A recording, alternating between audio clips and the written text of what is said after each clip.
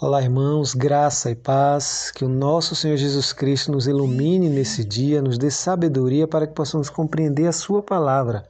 Eu me chamo Pastor Luciano Novaes Cardoso e quero mais uma vez compartilhar com você de uma porção da palavra de Deus.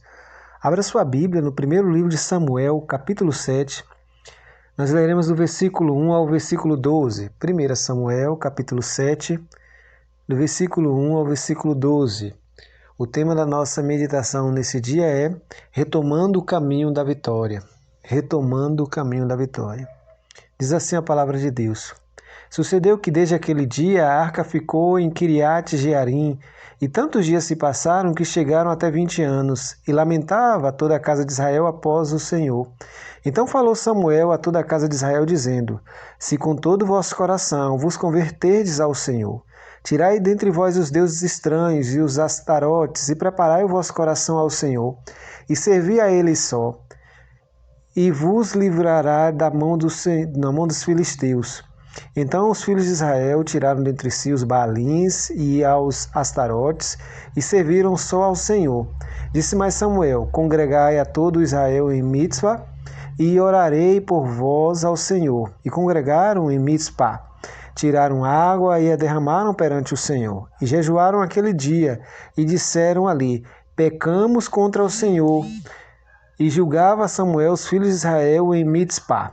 Ouvindo, pois, os filisteus que os filhos de Israel estavam congregados em Mitzpá, subiram os maiorais dos filisteus contra Israel, o que, ouvindo os filhos de Israel, temeram por causa dos filisteus.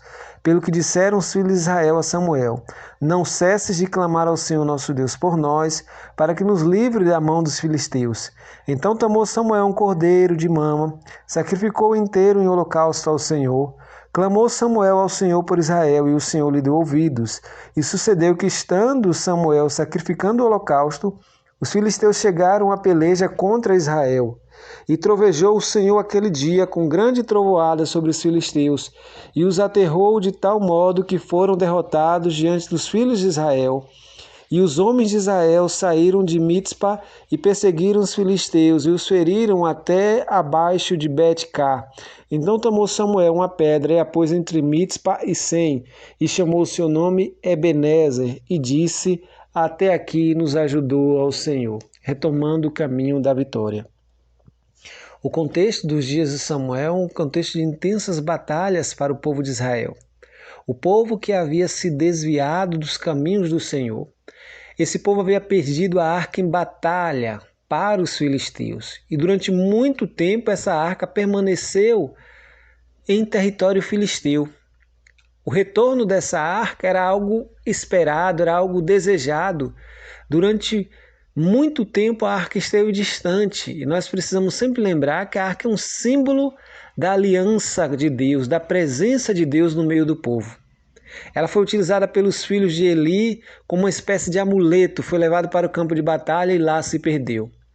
Não foi fácil o seu retorno, mas Samuel aqui, como juiz e profeta, dá o caminho para a nação de Israel retornar ao rumo da vitória.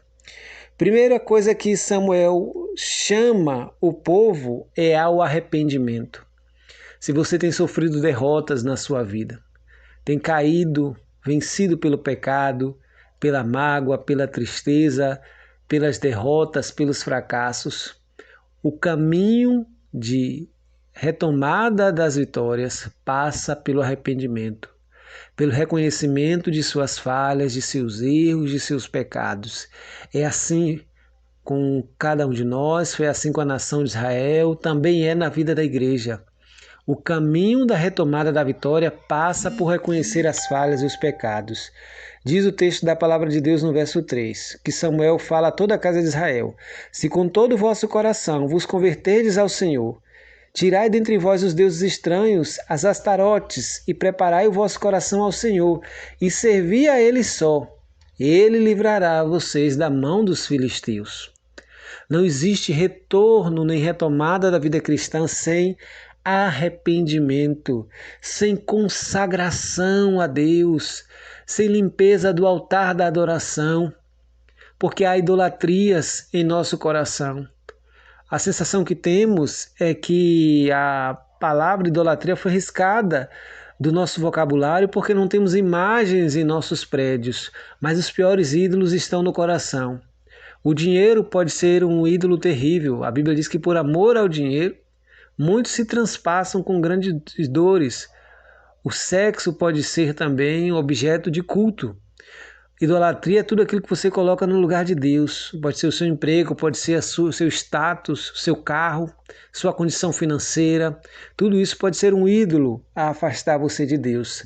Samuel convoca o povo a deixar tudo isso de fora.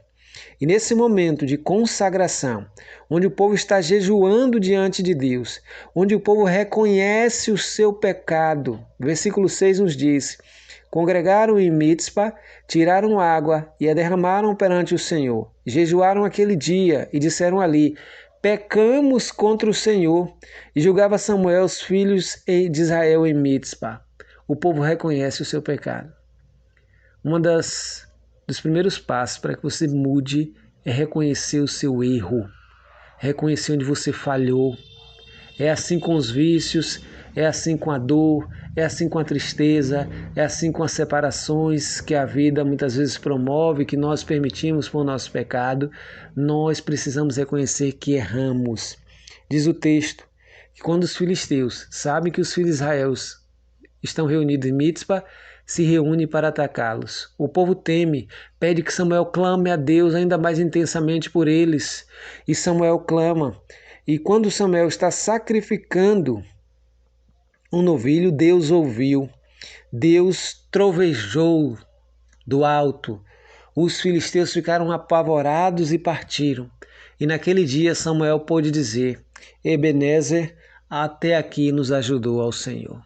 Quando nós reconhecemos o nosso erro, nos arrependemos, convertemos o nosso coração a Deus, consagramos nossa vida, deitamos fora todos os ídolos, Deus estende sua mão sobre nós. Talvez seja isso que Deus esteja esperando de mim e de você, para mudar a nossa história, para transformar a nossa trajetória. Consagração, reconhecimento de pecado, conversão, confissão de erros, de pecados, sim, e busca das potentes mãos do Senhor. Não existe fórmula mágica.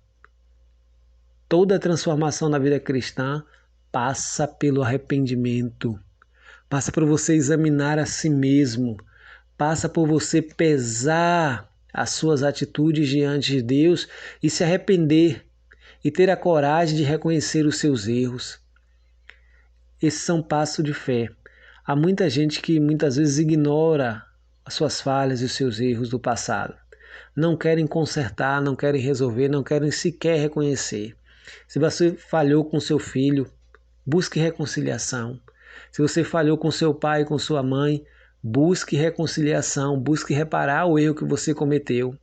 Se você abandonou alguém na sua vida, busque reparar as falhas e os erros que você cometeram.